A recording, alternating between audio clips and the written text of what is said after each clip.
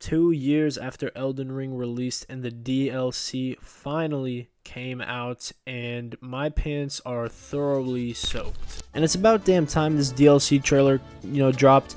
These games are my childhood. I've been playing these games for my entire prepubescent stages, you know what I mean? So when a DLC trailer for Elden Ring drops, it's like, it's like my third dad's back. Like I said, I'm really excited. I already pre-ordered it. I didn't even get into the trailer. I didn't even watch the trailer. I just pre-ordered it straight up. Went home and pre-ordered it. So let's see what the trailer's about. So, first off, just to start the glaze, the graphics, man. Oh my god. So the DLC trailer starts with a shot of Mikula's egg. And I'm pretty sure this just about confirms all the Redditors that you guys were right for once, right?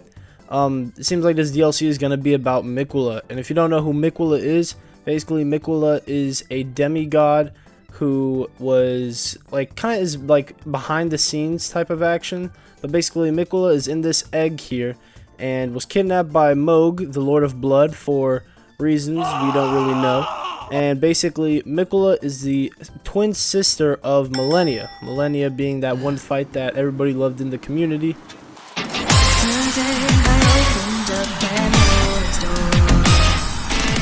lot of people thought she was going to be the next fight, the next big antagonist in the DLC. And come on, if she's the first shot in the trailer, it's gonna be it. And then after that, we get opening scenes and big landscaping scenes of what's this gonna look like, what's the main area gonna look like, and it looks so cool. I was concerned in my dumbass mind that it wasn't biologically different or something, and it's another big field, and so I was kind of concerned that it's gonna be kind of look like Limgrave. It's not. It looks a lot cooler than Limgrave. This is definitely going to be the Death Blighted focused DLC because the Erdtree was burned. So I think this DLC is going to be kind of centered around the death of the Erdtree and what do we do afterward and how that affects the entire world. And the enemies coming out of it look pretty damn cool, I gotta say. I like the variety they go with. The enemies that really caught my attention in this trailer were the Fire Giant. I think he looks really cool, very eerie. He looks like he's made out of sticks kind of, and he's got this blank expression on his face. Seems like it seems like he's gonna be a bit of a bitch to fight. And then on top of that Slurp Demon, man, come on, can we not talk about that Slurp Demon, dude? He drains your ass, man. He looks it looks something, dude. It looks interesting. A minute 15 into the trailer, and we get our first boss, our first look at a real boss, and dude, I like it. I like it a lot, dude. I like how Elden Ring really goes for different designs and really unique takes on monsters and shit. This one reminds me of those Chinese New Year dragons where you need somebody in the costume to control it. I think it looks really cool, even though he's Japanese, so cultural appropriation, man, not cool. It looks really creepy because his jaw is kind of hanging out, and it looks like it's getting grafted, like Godric possibly. That's just And then they gave it lightning. Then we're showcased some of the weapons we can expect from this DLC, which include throwing swords, love magic, martial arts is back in these games, which is always a plus. The dangerous mystical arts of jar magic, and finally the repeating crossbow, which is just always the worst thing to deal with in PvP, and it's gonna be a nightmare when this DLC comes out.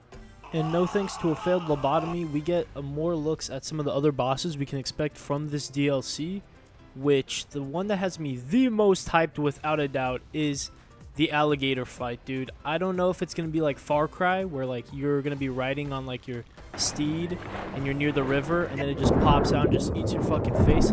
I hope it's one of those environmental fights, but it looks really damn cool, dude. I saw that and it's got me really hyped because and no thanks to a copious amount of drugs, we get the weirdest designed boss fight I think I've seen out of these games. It's basically a skeleton riding a melted horse using a bony boomerang. It's about as wacky as it sounds, but this definitely screams optional fight. I don't think we're gonna play through the entire DLC, and the last thing waiting behind a boss gate is this bony boomerang bitch.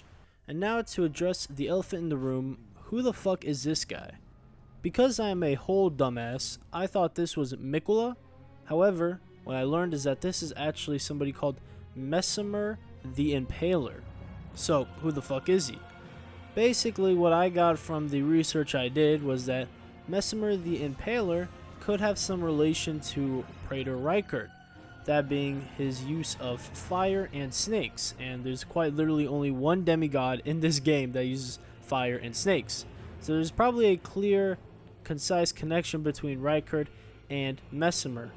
So then what's the story behind this guy? This guy kind of comes out of nowhere. Why is he even mentioned? Who the fuck is Mesmer the Impaler? We haven't even seen this guy before. Well, maybe we actually have. So when we see the cutscene, we get a nice look at his arms. It's a very odd shot, especially when you are revealing your kind of big bad for the DLC.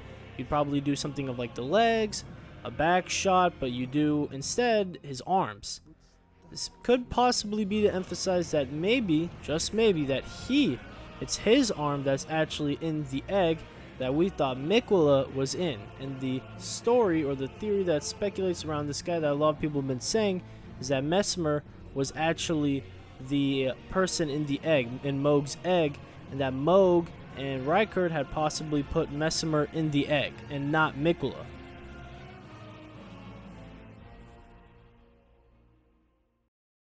And that theory in particular is the theory I believe, so I'm going to call it fact. Anyway, I think he looks really cool. I like his design. I like his armor.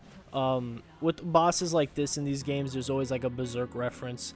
In my opinion, I think he looks like that one guy from the shitty animated one, the 2017 one, where he's like a canon, like the canon apostle, like the with the red hair, the crystallized one.